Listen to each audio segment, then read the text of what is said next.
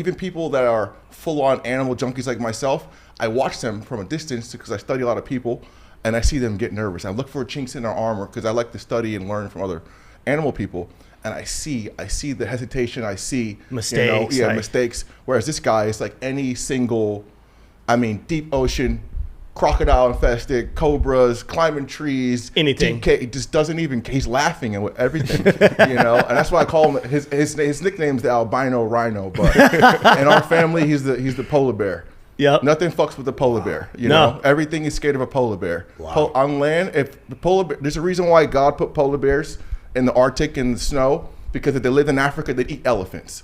You know what I'm saying? They'd eat lions. Polar bears are that gnarly. I never knew gangsters. that. No way. If a polar bear stands up fully, the top of his head will be at the same rim of a NBA regulated basketball rim. No way. So imagine a polar bear standing up and the top of his head is at the rim. And you're just like this. You're like, what is that thing?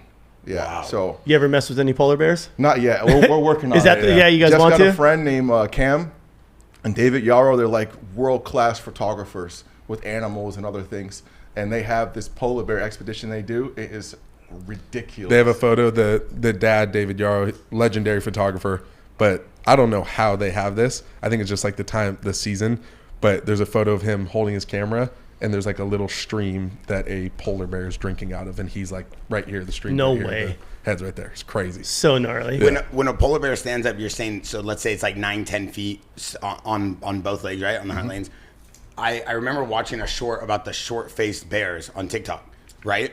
Yeah. And they were like the original like ultimate predator, right? They were just nothing could screw with these short-faced bears are gangsters. So that was a real animal, right? Obviously, they found fossils and stuff of it. Is the polar bear like the predecessor or whatever you call that? Like, what do you call that? Like the I think there was like descendant of a sloth bears and short-faced bears back in the day from like Argentina all the way up. Because they find them all over the world. Yeah.